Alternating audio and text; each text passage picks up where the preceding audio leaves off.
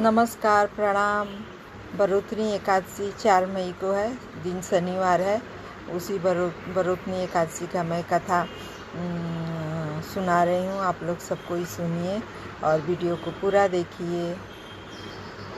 धर्मराज युधिष्ठिर बोले कि हे भगवान, वैशाख मास के कृष्ण पक्ष की एकादशी का क्या नाम तथा उसकी विधि क्या है, उससे कौन से फल की प्राप्ति होती है, सो कृपा पूर्वक कहिए। श्री कृष्ण भगवान बोले, हे राजराजेश्वर, वैशाख मास के कृष्ण पक्ष की एकादशी का नाम बरुतनी है। यह सौभाग्य को देने वाली इसके व्रत से मनुष्य के समस्त पाप नष्ट हो जाते हैं, अंत में सुख मिलता है। यदि इस व्रत को एक दुखी स्त्री करती है तो उसे सौभाग्य प्राप्त मिलता है। बरुतनी के प्रभाव से राजा मानधाता स्वर्ग को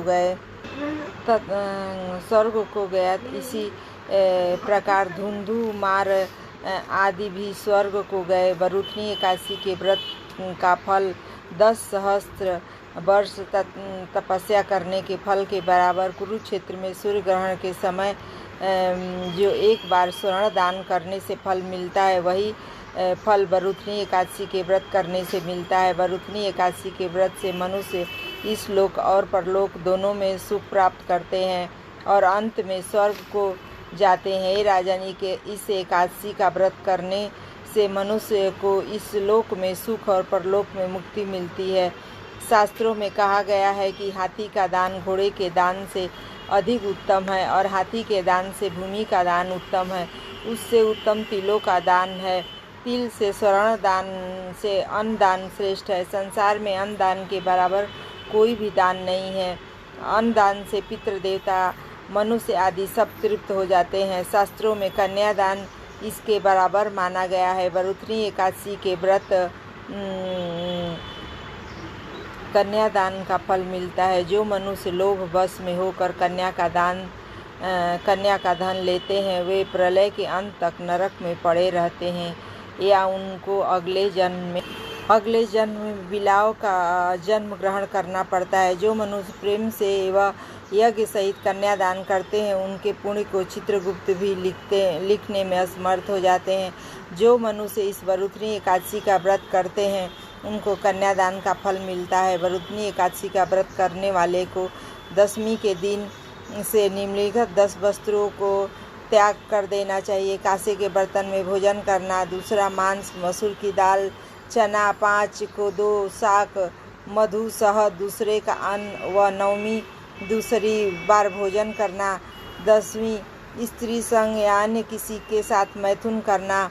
उस दिन जुआ नहीं खेलना चाहिए तथा शयन नहीं करना चाहिए।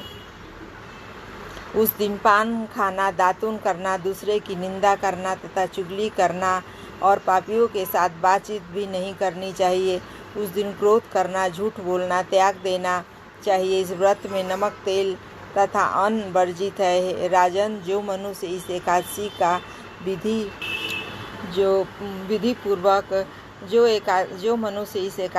विधि पूर्वक व्रत करते हैं, उनको स्वर्गलोक की प्राप्ति होती है। अंततः मनुष्य को पापों से डरना चाहिए और जो मनुष्य यमराज से डरते हैं, उनको इस बरुतनी एकादशी का विधि पूर्वक व्रत करना चाहिए। इस व्रत के महात्म्य को पढ़ने से 1 सहस्त्र गौदान का फल प्राप्त होता है। इसका फल गंगा स्नान करने के फल से भी अधिक है। इसलिए इस महात्म्य बरुतनी एकादशी का कथा जरूर सुनना चाहिए। आप लोग भी सुनिए। बरुतनी एकादशी का महात्म्य को पढ़ने से 1 सहस्त्र गौदान का फल मिलता है। इसलिए आप लोग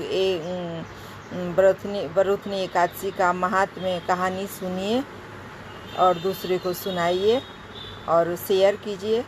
आप लोग को 1 सहस्त्र गौदान करने का फल मिलेगा। बरुतनी एकादशी की जय हो। भगवान विष्णु की जय हो। भगवान नारायण की जय हो। लक्ष्मी नारायण की जय हो। जय हो, जय हो। जय श्री कृष्ण। राधे राधे। वीडियो को पूरा देखिए।